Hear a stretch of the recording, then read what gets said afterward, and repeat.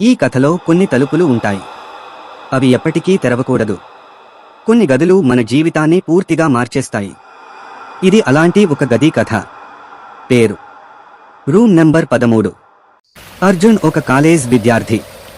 ఒక వర్షపు రాత్రి ఇంటికి తిరిగి వస్తూ అడవుల మధ్య ఉన్న రోడ్డులో దారి తప్పిపోయాడు. పిడుగులు పడుతున్నాయి. వర్షం ఉధృతంగా కురుస్తోంది. చుట్టూ చీకటి తప్ప మరొకటి లేదు.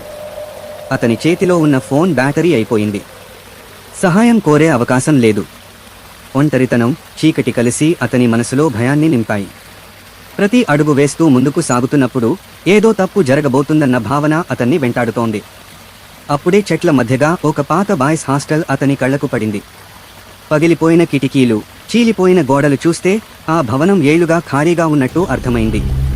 గ్రామంలో వాళ్లు చెప్పిన మాటలు అతనికి గుర్తొచ్చాయి. ఈ హాస్టల్లో ఎవ్వరూ ఉండరని. వర్షం నుంచి తప్పించుకోవడానికి అర్జున్ లోపలికి అడుగు పెట్టాడు. తలుపు మూసుకున్న వెంటనే అక్కడి నిశ్శబ్దం అతని గుండెను బిగించింది. ఎక్కడో నీటి చుక్కలు పడుతున్న శబ్దం తప్ప ఇంకేమీ వినిపించలేదు. కాని ఆ భవనం ఖాళీగా లేదన్న భావన అతని మనసులో పెరుగుతోంది.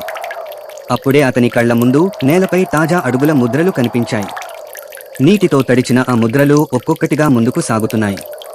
కాని వాటిని వేసినవారు ఎవరో కనిపించలేదు. ఆ క్షణంలో అర్జున్ అర్థం చేసుకున్నాడు, ఈ హాస్టల్లో తాను ఒక్కడే కాదు. ఏదో తెలియని శక్తి అతన్ని ఆ అడుగుల్ని అనుసరించమని ప్రేరేపించింది. మెట్లు ఎక్కుతుంటే అతని గుండె దడ మరింత పెరిగింది. ప్రతి అడుగుతో భయం లోతుల్లోకి దిగుతోంది. గోడల మధ్య ప్రతిధ్వనిస్తున్న అతని శ్వాస శబ్దం మాత్రమే వినిపిస్తోంది. చివరికి ఆ అడుగుల ముద్రలు ఒక తలుపు ముందు ఆగిపోయాయి. తలుపుపై వ్రాసి ఉంది, రూమ్ నంబర్ 13. తలుపు కొంచెం తెరిచి ఉంది. లోపల పూర్తిగా చీకటి. ఆ చీకటిలో ఏదో అతన్ని ఎదురుచూస్తోంది. ఆ తలుపు తెరిస్తే అర్జున్ జీవితం మారిపోతుందా? అతను లోపలికి అడుగు పెడతాడా? లేక వెనక్కి తిరుగుతాడా? సమాధానం మాత్రం ఒకటే. అది ఆ గది లోపలే ఉంది.